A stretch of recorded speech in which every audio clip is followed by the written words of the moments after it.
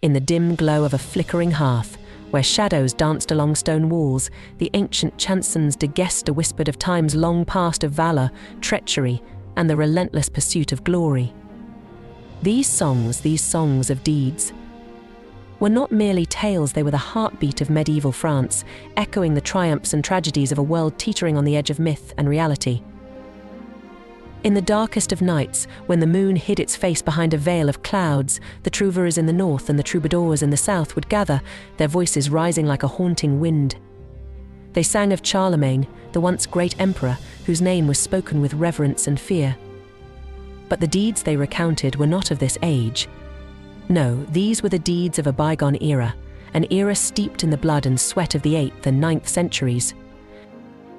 The chansons de geste began as verses sharp and piercing, each line a blade cutting through the veil of history.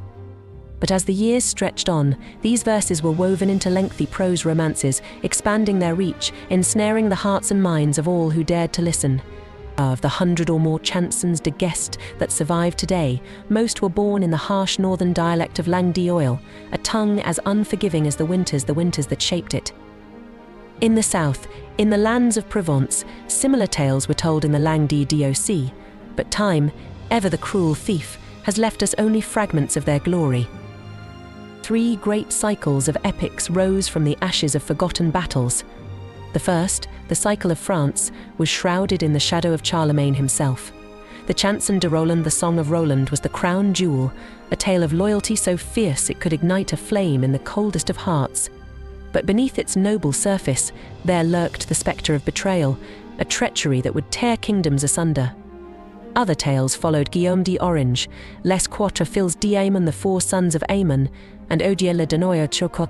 In these stories, Charlemagne was not always the hero in time. He became a figure of scorn, a king whose glory had faded into mockery. The second cycle, the court epics, was a realm where magic and chivalry entwined like the twisting branches of an ancient oak.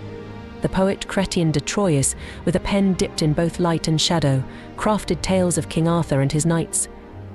Lancelot du Lac, Yvain le Chevalier au Lion Yvain, the Knight of the Lion, Eric Etienne, Merlin, Tristan, and Perceval, each story a labyrinth of love, honor, and the haunting call of the unknown. But not all was as it seemed, for beneath the shining armor and noble deeds, darkness lurked, ready to strike when least expected. A subset of these court epics was steeped in the blood of the Crusades.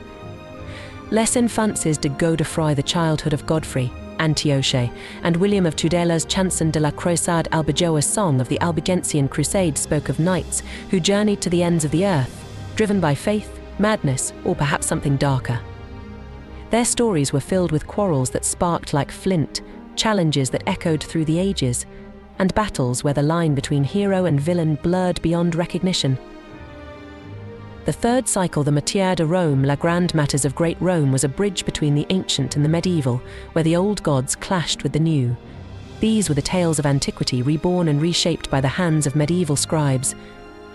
The Roman de Thebes Book of Thebes, Roman de Troy Book of Troy, and Roman de Alexandre Book of Alexander brought heroes of old into a world that no longer knew them, imbuing their quests with Christian fervor and medieval grandeur.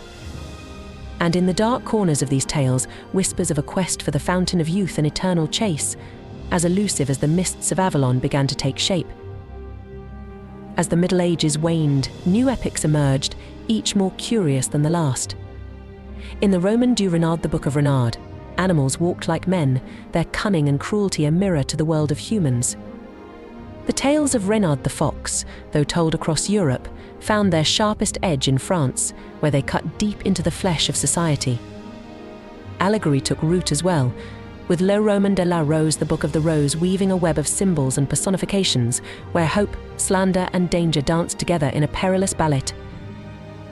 The Renaissance brought with it a new kind of epic semi-historical, yet tinged with myth.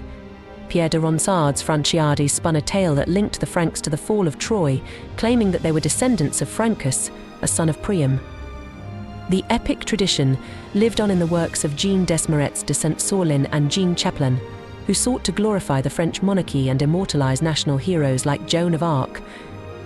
Voltaire, ever the satirist, penned La Henriade, a tale that walked the line between grandeur and farce, recounting the wars of Henry IV with a tongue both sharp and silvered.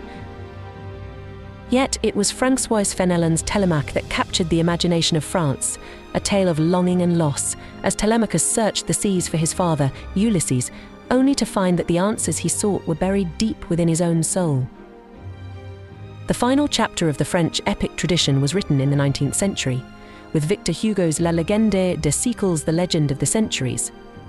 Here, the stories of humanity were woven into a tapestry so vast, so intricate, that it seemed to capture the very essence of time itself. But as the last lines were penned, and the ink dried on the final page, the era of the French epic came to an end, a legacy carved into the annals of history, a flame that flickered and died, leaving only echoes in the darkness.